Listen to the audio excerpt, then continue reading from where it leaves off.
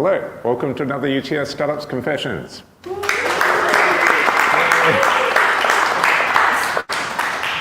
Yeah, sure. The star of the show. Yes. In a sentence, and I'll move this out of the way in a second, okay. but it's just like a cool prop to have, and it's rare to have such interesting props. What is Arbiter? Yeah, so Arbiter is a company, first and foremost. We're a startup. So essentially what we do is we create robots, and we provide them as a service to security providers that essentially are doing things called a mobile patrol. So it's generally the security guys you see on sites, essentially walking over and over again, checking doors, basically patrolling for any hazards on site. Okay. That's pretty much it. So security patrols in a cool kind of Package. vehicle package. Vehicle package service, that sort of thing. But allow me to not have that in front of us the whole time. Panic. I do feel nice and safe. Take us back though. Who were you before Arbiter? Yeah, so I guess before Arbiter, I was a Big Four consultant, basically doing digital transformation and also a space consultant as well.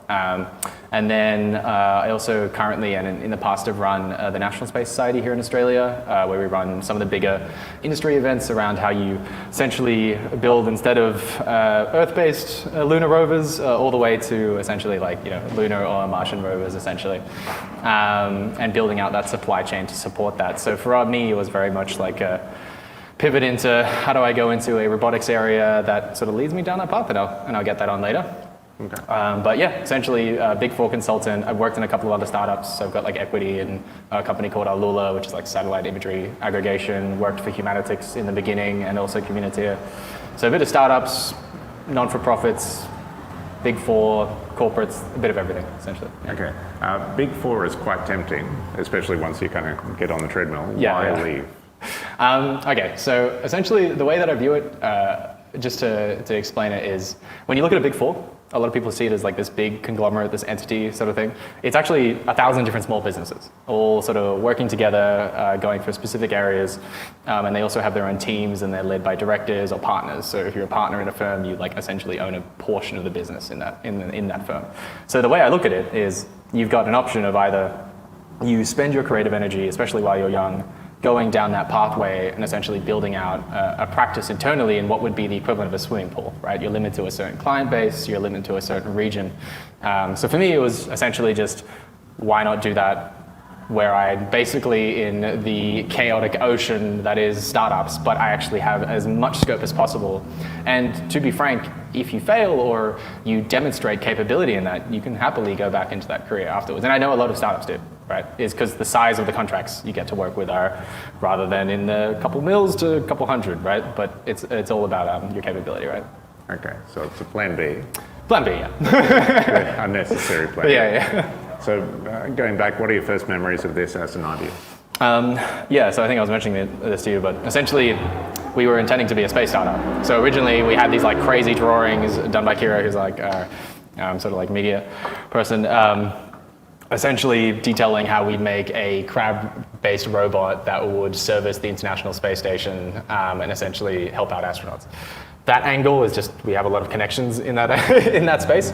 But for me, it was very much more the idea of how do we go down these really ambitious and lofty goals, but essentially find a starting point that is tangible and both able to find a sort of, what would you call it, the equivalent of a perfect dual-use product for both a industry that is very well known for sort of high-level R&D, but also making so it's a tangible use case here on Earth, essentially. Okay. So for people that don't know, that dual use is when people talk about space and defense, or space and mining, or space and something else. Yeah.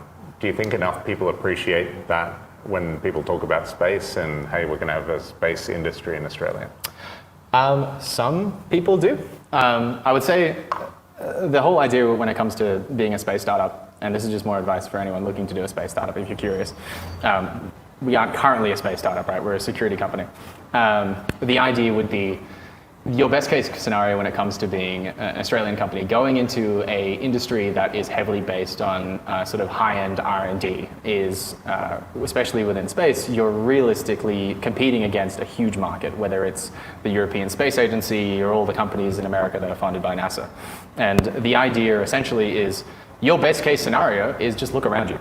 Right, is you see a European space company that has the backing of a giant European space organization, only getting 1 to 2 or 3 NASA contracts, but most of them have spin-in companies that they sell into, right? So a really good example to showcase is look at our space startups here in Australia, right? Fleet is a IoT company that now predominantly sells into mining for sensing, right? HEO is another really good example of just a pure space startup. Is they're a space startup that provides satellites that then go and image other satellites. And the way they got to that stage was they piggybacked off other satellites to image other satellites, and they basically got enough money to build their own infrastructure and assets. So it's really just about figuring out both what's your niche in space, and that's a really cool lofty goal as we build up that ecosystem, but at the same time also making it so you can have tangible benefits back here on Earth. And that's also linking into like R&D and grants, being like, I can do this grant in the space industry and then it looks really cool. I can support that industry, but I can also spin in it straight into back to a terrestrial application, which is essentially what is the purpose of the space industry, right? Okay. So that's how I look at it. So I think more people could benefit by understanding that, but it's nice to have that explained. Yeah, thanks. Could you talk us through the different versions that you've gone through from crab space thing to what you have today? Yeah, so basically we had 3 versions. So one was crab space thing. Second one was we had a fully fledged robot dog that we essentially 3D printed, building off like open source stuff in the US. Essentially what led us down this path was what every good startup should do, is essentially just talking to your clients, right? The idea is you're trying to, especially when it comes to robotics, is tailor a robot to the needs of not the person or the individual, but also just specifically the role. And that's why we went down the security pathway, because security is such a heavily regulated industry, and something I can get on later if you ask about it. In the sense of it actually gives us what we need to do step by step down to how powerful the light on the robot needs to be through the actual thing itself. So that's pretty much it. So run us through that, because so in security, the job of patrolling seems quite regulated. Yes. What does that look like and how does that affect what you do? So as far as the regulation framework, there's many different segments of security. So a lot of people look at the robot and they're like, I can just step on it, I can interact with it in certain ways. Isn't it meant to be like a physical force on site? If you're doing what we're doing, which is essentially called a Class 1A mobile patrol, it's actually a part of a huge smorgasbord of licenses that you have to get to do particular things in security. So you can have a mobile patrol license. It's also an unarmed mobile patrol license. You can also have a license to do an armed patrol license, which is also a lot less. When it comes to the regulatory framework, you both have state regulation, which is very specific, and then also you have regulation that's given out by the police force in that sort of area. So interestingly enough, you get your license from the police by putting in an actual application. It's seen as sort of like an extension of their powers, plus you get permission to call the police as many times as you want, because there's so many events that are going on. Then when it comes to actually building out the robot itself, essentially what you do is you go, hey, we're doing a mobile patrol to this standard. What does the best practice standard look like? Is it randomized patrols? Is it a patrol at this many times? And you just framework the robot around this. Obviously, this is the prototype. Essentially, the newer version, much beefier, much bigger, based on our clients' recommendations. They all have interesting ways of tailoring it, but it's essentially the same thing across the board. Because basically, we want to get to a standard where if someone is telling us to change something, we go, no, that's best practice. Unless you specifically want to pay more or higher value, essentially, right? But yeah, that's pretty much the regulatory framework. And then we sort of work in towards that to demonstrate capability. And the great thing about that is, again, you're no longer guessing what your client needs like a consulting-based robotics business model. You're actually going, hey, this is actually so heavily regulated that we have this robot that's best practice that we can provide to you as a service, and then actually scale that out, which I think is what you find a lot of sort of the best performing robotic startups try to do, essentially. Provide a service, scale it out, yeah. And then instead of 100,000 kind of people doing that and writing reports and trying to be consistent in what they do, this can like help them do that and do that better, more consistently. And on that 100,000, right? Like again, so heavily regulated that we know exactly how many people have the license to do an unarmed mobile patrol here in Australia, and it's about, I think, just shy over 140,000 people, and you can just get all that data and do your market base, which is quite nice when you're doing financial models. So. Okay, I like it. And I'm sure you get people saying, okay, there must be other people doing this around the world and this kind of stuff, but like in today's world where the global climate is what it is, AI is what it is, and the threat of someone like using AI to do massive scale cyber attacks or massive social media influence or drone fleets or whatever else is like a massive thing now and will get worse. It probably makes more sense to look at Australian companies that are doing this and what kind of capacity we have here. Because you're now playing in that field and building capacity for Australia. And your home field advantage in Australia is the fact that you're an Australian-made company. And there has been a big focus, especially because of COVID and the geopolitical climate, on making sure that Australian companies are the ones upkeeping sort of, what would you call it, critical infrastructure sites. And that's like our bread and butter in terms of interest, So how does your capability compare to what else is around Australia at the moment? Yeah, sure. So basically, as far as other security companies that are based or sort of working in Australia, so there's one that is Singaporean, there's one that you can actually see in the Startup Hub, that's an American one called Cobalt. They don't do outdoor security, that's sort of the aim for us. And then also you have S&P Robotics, which is again a US-based company that's coming into Australia and providing it in Western Australia. And then you have the big dog, which is Nightscope Robotics, which is the essentially unicorn-sized version of us in the US. And they do both, they predominantly do indoor, essentially, like a basically big dial. The form factor that they've all gone for isn't necessarily, it's great because the industry, I would say, for robotic security hasn't been around for about 5 to 8 years. So it's really good for us to see the mid-sized companies that are now getting a lot of feedback from the actual security companies themselves, because that's just how innovation cycles work, and being like, okay, cool, we're going to tailor based on that. And it's got to the point where we can actually go to security companies who are based in Australia, who are looking to be competitive internationally. So if you've seen the ArmorGuard Prosegur merger, that's essentially a Aussie-based security company merging with a giant international corporation, right? Not to hint at anything. But essentially, being able to go, hey, you can be competitive because your one thing is how many people you can hire, and we can actually help you scale when it comes to robotics. But we can also just collaborate with you to be competitive. So for us, they're like, okay, even though we already use robotics, they use things like vacuums as a service, which is really cool. To be like, cool. Like, we don't even need to convince them of robotics as a service because they're already using vacuums. Like, you go to the ICC, those are vacuums as a service. Even though you have the iRobot, like ones you can buy for your house, there's also the service-based module. And you go, okay, hey, how do we tailor the robot specifically? You get a big list. You essentially do the startup thing of getting an MOU with them and going on to the raise. But yeah, as far as competitors here, it's use your competitive edge when you're an Australian-based startup to actually work with companies that you want to scale into, because they need to be competitive with international organizations. And they'll also try and work with you because of that reason. But also at the same time, just making sure that you just listen to your client. That's essentially it. And the regulation piece as well is, if you're an Aussie-based startup, you'll probably tend to be most tailored.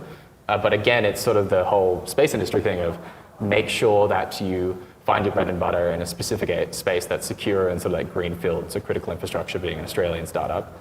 And then move into the international sphere, right? I'm still trying to process why Sydney Startup Hub has a security device from overseas, like a security robot floating around the place.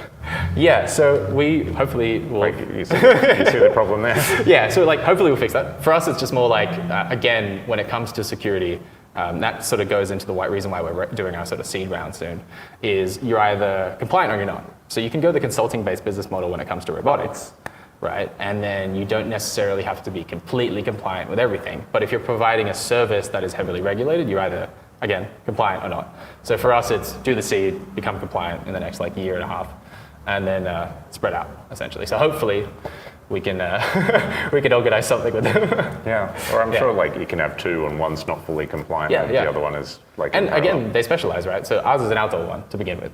And we chose outdoor specifically because I've got good connections into the mining industry, right?